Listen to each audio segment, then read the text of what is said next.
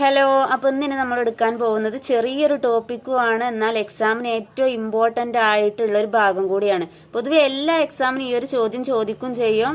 2 or 4 മാർക്കിനൊക്കെ ചോദിക്കും. നിങ്ങൾക്ക് easy ആയിട്ട് 4 മാർക്കോ 2 മാർക്ക് വാങ്ങാൻ പറ്റുന്ന ഒരു ഭാഗമാണ്. അപ്പൊ നമ്മുടെ ടോപ്പിക് എന്ന് പറഞ്ഞാല് ഗ്രന്ഥങ്ങൾ കൈകാര്യം ചെയ്യുമ്പോൾ ശ്രദ്ധിക്കേണ്ട കാര്യങ്ങൾ എന്തെല്ലാം. അതല്ലാന്നുണ്ടെങ്കിൽ മഹാഭാരതം കൈകാര്യം ചെയ്യുമ്പോൾ ചരിത്രകാരന്മാർ ശ്രദ്ധിക്കേണ്ട കാര്യങ്ങൾ. ഏത് ചോദിക്കുകയാണെന്നുണ്ടെങ്കിലും ആൻസർ ഇത് എഴുതിയാൽ മതി. പ്രധാനമായിട്ടും പറയുന്നത് ഗ്രന്ഥത്തിന്റെ ഭാഷ.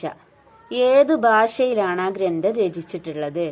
സംസ്കൃതത്തിലാണോ, പാലി ഭാഷയിലാണോ, തമിഴിലാണോ, പ്രാകൃത ഭാഷയിലാണോ?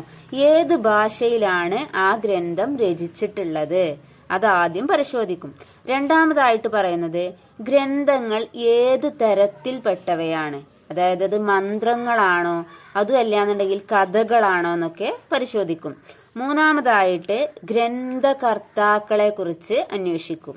ഗ്രന്ഥകർത്താക്കൾ, അതുപോലെ തന്നെ അവരുടെ കാഴ്ചപ്പാടുകൾ, ഈ കാര്യങ്ങളും പരിശോധിക്കും. ഇനി അടുത്തതായിട്ട് പറയാൻ പോകുന്നത് ഏതു തരം വായനക്കാരെ ഉദ്ദേശിച്ചുകൊണ്ടാണ് ഇത് എഴുതിയിട്ടുള്ളത്. എഴുത്തുകാരെപ്പോഴും എന്താണ്, വായനക്കാരെ മനസ്സിൽ കണ്ടുകൊണ്ടാണ് എഴുതുക. അതായത് അവരുടെ താല്പര്യങ്ങള് എഴുതുന്ന സമയത്ത് അവരുടെ മനസ്സിലുണ്ടാവും. അപ്പൊ ഏത് തരം വായനക്കാരെ ഉദ്ദേശിച്ചുകൊണ്ടാണ് ഈ ഒരു കൃതി രചിച്ചിട്ടുള്ളത് എന്നും പ്രത്യേകം നമ്മൾ ശ്രദ്ധിക്കും.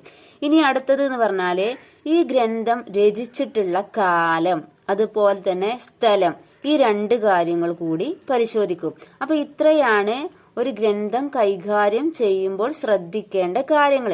സിമ്പിൾ ആയിട്ടുള്ള ടോപ്പിക്കാണ്, സിമ്പിൾ ആയിട്ട് പഠിക്കും ചെയ്യുക. ഗ്രന്ഥത്തിന്റെ ഭാഷ, ഗ്രന്ഥം രചിച്ചിട്ടുള്ള കാലം, അതുപോലെ തന്നെ സ്ഥലം, അതുപോലെ തന്നെ ഏത് തരം വായനക്കാരെ ഉദ്ദേശിച്ചുകൊണ്ടാണ് എഴുതിയിട്ടുള്ളത്, ഏത് തരത്തിൽപ്പെട്ടവയാണ് ഈ കൃതികൾ എന്നൊക്കെ. അപ്പോൾ എല്ലാവരും ഈ ഒരു ഭാഗം എക്സാമിന് നന്നായിട്ട് നോക്കിയിട്ട് പോവാട്ടോ. അപ്പോൾ ഇത്രയേ ഉള്ളൂ ഇന്നത്തെ ക്ലാസ്. അപ്പോൾ ക്ലാസ് ഇഷ്ടപ്പെടുകയാണെന്നുണ്ടെങ്കിൽ ചാനൽ ഒന്ന് സബ്സ്ക്രൈബ് ചെയ്യുക.